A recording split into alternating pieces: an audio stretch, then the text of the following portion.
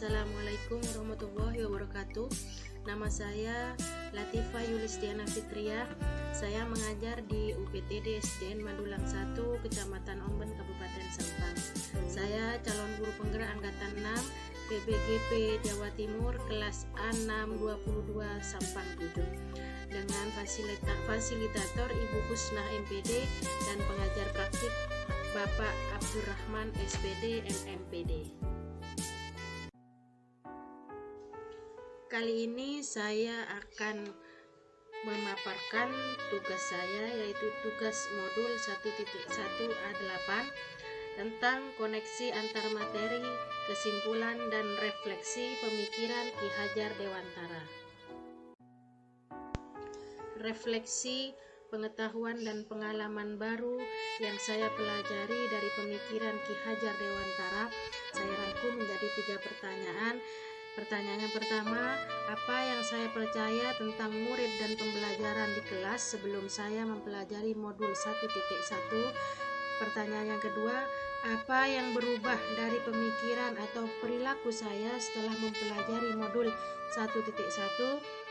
Yang pertanyaan yang ketiga, apa yang dapat segera saya terapkan lebih baik agar kelas saya mencerminkan pemikiran Ki Hajar Dewantara?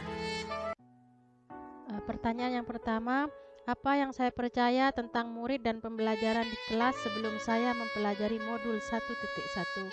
Saya percaya tentang murid dan pembelajaran di kelas saya sebelum saya mempelajari modul 1.1 bahwa yang pertama, murid harus patuh kepada guru sebagai pusat pembelajaran atau teacher centered learning.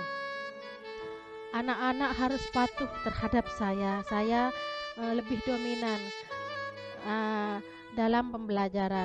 Saya subjek dalam pembelajaran yang saya berikan kepada anak-anak, sedangkan anak adalah objek pembelajarannya. Jadi saya lebih dominan dalam kelas dan anak-anak cenderung hanya mendengarkan dan mengerjakan atas apa yang saya ajarkan di dalam kelas.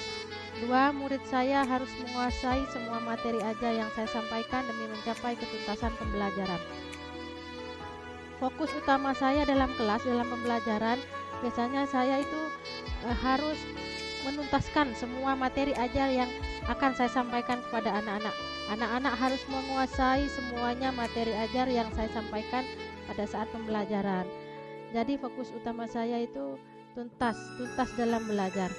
3. Murid kurang aktif dan kurang motivasi dalam proses pembelajaran. Karena saya cenderung menggunakan teacher centered learning, guru sebagai pusat pembelajaran, maka anak-anak itu kadang kurang aktif atau kurang motivasi karena saya lebih dominan dalam kelas. Jadi anak-anak itu kurang semangat dalam belajarnya. 4. Suasana kelas yang tertib, disiplin, dan anak-anak paham adalah fokus utama saya. Saya mengira bahwa anak-anak dalam belajar itu harus tertib, harus disiplin, harus mendengarkan apa yang saya berikan, materi ajar apa yang akan saya sampaikan, tugas apa yang akan anak-anak kerjakan. Tapi harus menurut saya itu anak-anak harus disiplin, harus mengerti dari apa yang saya sampaikan. Anak-anak tidak boleh rame. Jadi fokus utama saya itu anak-anak paham dengan semua materi ajar yang saya sampaikan tanpa harus rame di kelas. 5. Kurang memahami karakteristik murid. Saya cenderung menyamakan semua karakteristik murid saya dalam kelas.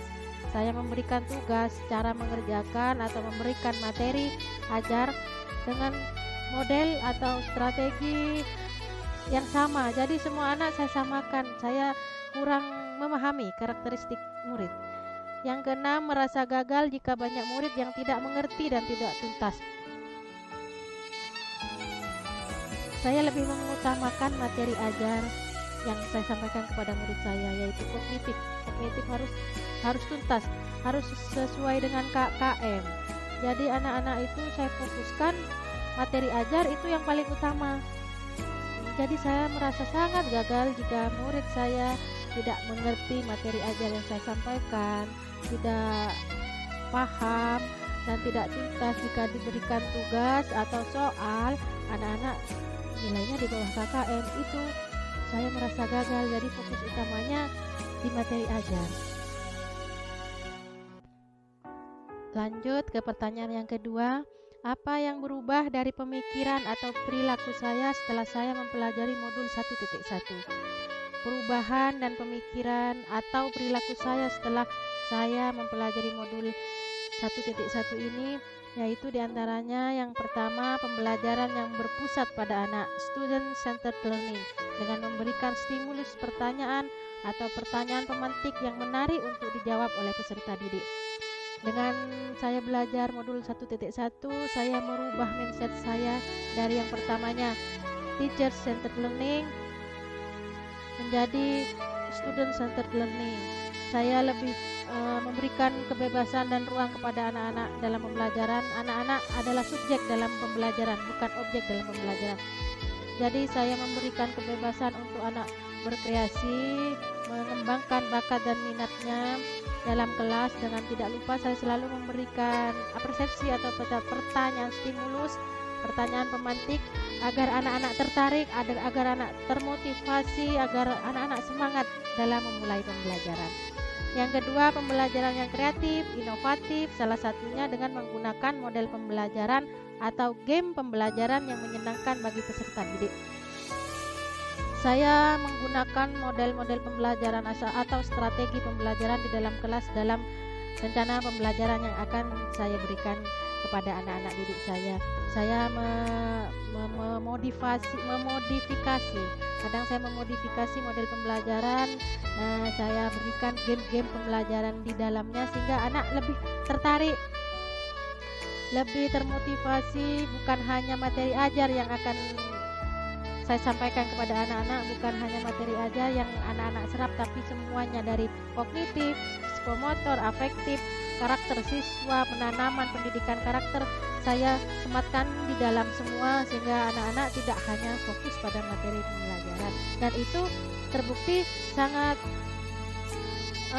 bermanfaat. Anak-anak jadi lebih aktif di dalam kelas. Yang ketiga, memberikan peserta didik kebebasan menyelesaikan setiap tugas sesuai dengan minat, bakat, dan kreativitasnya masing-masing. Saya memberikan ruang kebebasan kepada anak-anak saya, siswa-siswa saya di kelas dalam mengerjakan tugas disesuaikan dengan minat dan bakatnya. Kadang anak-anak itu dalam menangkap pembelajaran ada yang audio, ada yang visual, atau ada yang kinestetik. Jadi dalam menjawab pertanyaan atau mengerjakan tugas, saya memberikan kebebasan dalam bentuk apa anak-anak akan mengekspresikan dan menjawab pertanyaan. Bisa dengan tulisan, bisa dengan tabel, atau bisa dengan mencocokkan, atau bisa dengan paragraf. Saya berikan kebebasan kepada siswa-siswa saya. Yang keempat, menghargai setiap karakteristik belajar anak serta memberikan apresiasi atau reward kepada mereka agar lebih termotivasi dalam belajar serta meniadakan punishment atau hukuman. Saya menghargai setiap karakteristik peserta didik. Dengan belajar di modul 1.1 ini, saya lebih mengerti, menghargai karakteristik setiap peserta didik saya, setiap siswa saya, karena setiap siswa saya mempunyai karakteristik yang berbeda-beda, tidak ada yang sama, semuanya mempunyai karakteristik yang unik. Jadi saya harus menghargai setiap karakteristik itu. Saya selalu memberikan apresiasi atau memberikan reward kepada anak didik saya, ya, agar mereka tujuannya agar mereka lebih termotivasi dalam pembelajaran. Dan saya sebisa mungkin meniadakan hukuman. Saya lebih menegur kepada mereka kurang baik, nanti bisa lebih baik lagi. Saya mengingatkan diri saya untuk meniadakan hukuman. Yang kelima, merubah mindset bahwa guru merupakan satu-satunya sumber belajar. Saya mengubah mindset kalau guru adalah pusat pembelajaran di kelas. Saya memberikan ruang kebebasan kepada anak didik saya dalam mencari sumber belajar. Bukan hanya guru, tapi lingkungan anak-anak, lingkungan di sekitar rumah, lingkungan di sekolah, lingkungan di masyarakat, maupun yang dimiliki anak-anak dalam bidang IT, anak-anak bisa mencari, itu semuanya sumber belajar. Saya mengubah mindset bahwa guru satu-satunya pembelajaran, bukan guru satu-satunya pembelajaran, tapi mereka bisa bergerak aktif dan bebas, dengan tidak lupa harus memantau semua kegiatan siswa. Pertanyaan yang ketiga yaitu, apa yang dapat segera saya terapkan lebih baik agar kelas saya mencerminkan pemikiran Ki Hajar Dewantara? Penerapan yang segera akan saya lakukan di kelas saya agar pembelajaran di kelas saya mencerminkan pemikiran Ki Hajar Dewantara yaitu, contohnya 1, pembelajaran yang sesuai dengan kodrat anak, yaitu kodrat alam dan kodrat zaman. Seperti tujuan pendidikan yaitu menuntun segala kodrat yang ada pada anak untuk mencapai keselamatan dan kebahagiaan yang setinggi-tingginya, baik sebagai manusia maupun sebagai anggota masyarakat. Jadi pembelajaran dan pendidikan harus sesuai dengan kodrat anak, yaitu kodrat alam dan kodrat zaman. Kodrat alam itu anak hidup sesuai dengan alamnya, yaitu dalam konteks sosial budaya atau nilai-nilai luhur budaya yang ada di lingkungan anak. Sedangkan kodrat zaman yaitu anak hidup sesuai dengan zamannya sekarang ini, zaman yang akan mereka hadapi maupun waktu sekarang maupun yang akan datang. Yang kedua, menerapkan student centered learning. Saya mengubah penerapan pembelajaran, pola pembelajaran saya di kelas dari yang pertamanya teacher centered learning saya akan mengubah menjadi student centered learning.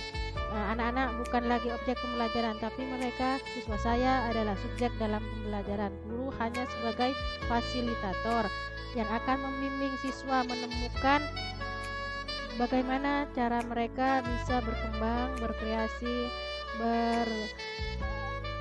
berkolaborasi dengan teman-temannya, bisa mengembangkan minat dan bakatnya, dengan tetap harus sesuai dengan pantauan dan arahan dari guru. Yang ketiga, merancang pembelajaran yang interaktif dan menyenangkan dengan melibatkan peserta didik. Saya menggunakan model-model pembelajaran atau strategi pembelajaran yang interaktif, yang menyenangkan, berkreasi dalam pembelajaran sehingga anak-anak itu bisa terlibat aktif langsung dalam pembelajaran. Mereka aktif dalam menemukan ide atau gagasan-gagasan yang ada dalam materi pembelajaran, sehingga guru selalu memberikan ruang kebebasan agar mereka dapat berkreasi. Yang keempat, menerapkan pembelajaran yang berbasis kearifan lokal dan budaya. Pembelajaran harus relevan dengan nilai-nilai luhur budaya daerah yang ada di lingkungan anak. Pembelajaran harus menyematkan kearifan lokal budaya daerah yang anak di mana mereka tinggal. Yang kelima, menerapkan konsep merdeka belajar dan mengintegrasikan setiap pembelajaran dengan pencapaian profil pelajar Pancasila. Guru memberikan kebebasan, memberikan rasa nyaman dan kebahagiaan, itu suatu contoh dari merdeka belajar. Anak-anak diberikan ruang untuk mengekspresikan semua kemampuannya, minat dan bakatnya, tanpa ada paksaan, tanpa ada hukuman, tapi saya sebagai guru harus memberikan rasa nyaman dan kebahagiaan terhadap didik saya. Dan mengintegrasikan setiap pembelajaran dengan pencapaian profil pelajar Pancasila, yaitu belajar sepanjang hayat. Dalam profil pelajar Pancasila, peserta didik itu harus beriman, bertakwa kepada Tuhan Yang Maha Esa dan berakhlak mulia, kreatif, gotong royong, berkebinekaan tunggal, bernalar kritis dan mandiri. Dalam profil pelajar Pancasila sudah lengkap, sudah jelas bahwa anak-anak itu bukan hanya kognitifnya yang menjadi pusat pembelajaran, tapi semuanya dari kognitif, psikomotor maupun afektif, serta penanaman pendidikan karakter terhadap murid itu sangat penting. Yang keenam, membuat kesepakatan kelas bersama murid sebagai salah satu wujud merdeka belajar. Sebelum memulai pembelajaran, saya harus membuat kesepakatan kelas, bukan hanya saya sebagai guru yang membuat, tapi dengan diskusi dengan murid saya. Membuat kesepakatan bersama, bukan hanya guru yang membuat, tapi siswa dan saya membuat kesepakatan bersama sehingga bisa dilaksanakan tanpa paksaan dan memberikan kenyamanan dan kebahagiaan kepada murid saya. Yang ketujuh, pembelajaran yang mengutamakan aspek budi pekerti. Budi pekerti anak harus ditanamkan, dididik sejak dini.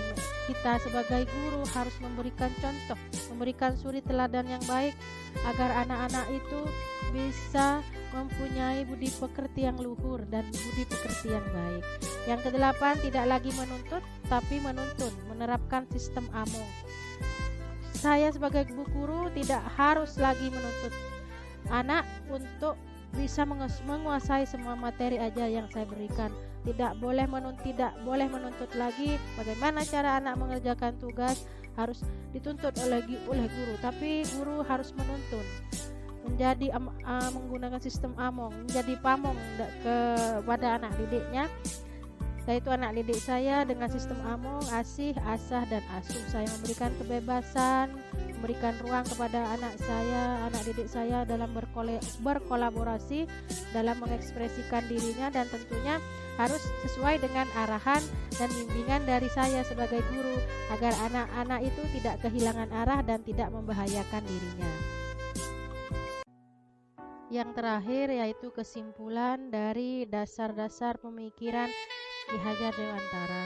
Ada banyak hal dasar pemikiran dari Ki Hajar Dewantara yang sangat baik dan harus segera kita terapkan dalam proses pembelajaran kita di dalam kelas maupun di sekolah.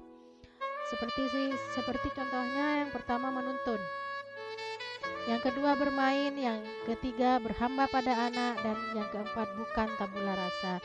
Menuntun, kita harus menuntun sebagai guru maupun sebagai pendidik, menuntun proses pendidikan anak, yaitu segala kodrat yang ada pada anak, baik kodrat alam maupun kodrat zaman. Dalam kodrat alam, anak hidup sesuai dengan alamnya, yaitu dalam konteks sosial budaya atau nilai-nilai luhur budaya anak yang ada di lingkungan anak. Dengan itu, pendidikan harus relevan dengan lingkungan alam anak, sehingga pendidik bisa mewujudkan pendidikan, yaitu menuntun segala kodrat yang ada pada anak. Kodrat zaman, yaitu anak hidup sesuai dengan zamannya sekarang ini, yaitu zaman abad ke-21. Tugas pendidik atau seorang guru harus menuntun peserta didik agar anak hidup sesuai dengan kodratnya dan membimbing anak agar tidak kehilangan arah dan membahayakan dirinya. Yang kedua, bermain. Salah satu kodrat anak yaitu bermain. Jadi sebagai seorang pendidik, sebagai seorang guru harus memberikan kenyamanan dan kebahagiaan dalam proses pembelajaran, yaitu anak belajar sambil bermain. Kita menyematkan permainan di dalam pembelajaran dan tidak lupa permainan itu harus dengan pengawasan guru. Yang ketiga, berhamba pada anak. Maksudnya, dalam proses pembelajaran itu harus berpusat pada anak, student-centered learning. Guru hanya sebagai fasilitator, guru hanya membimbing dalam anak belajar dalam proses pembelajaran. Jadi anak-anak sebagai subjek dalam pembelajaran. Yang keempat, bukan tabula rasa. Anak itu bukan sebuah kertas kosong yang bisa digambar atau ditulis sesuai dengan keinginan orang dewasa, tetapi anak itu sudah mempunyai kekuatan kodrat anak yang masih samar-samar. Tugas kita sebagai seorang pendidik atau sebagai guru yaitu menuntun, memfasilitasi dan membantu anak untuk menebalkan garis samar-samar itu agar dapat memperbaiki lakunya untuk menjadi manusia seutuhnya. Dalam proses menuntun, anak diberi kebebasan, namun peran pendidik sebagai pamong dalam memberi tuntunan dan arahan agar anak tidak kehilangan arah dan membahayakan dirinya. Seorang pamong harus memberikan tuntunan agar anak dapat menemukan kemerdekaannya dalam belajar. Demikianlah pemaparan tugas saya, tugas modul 1.1A8, koneksi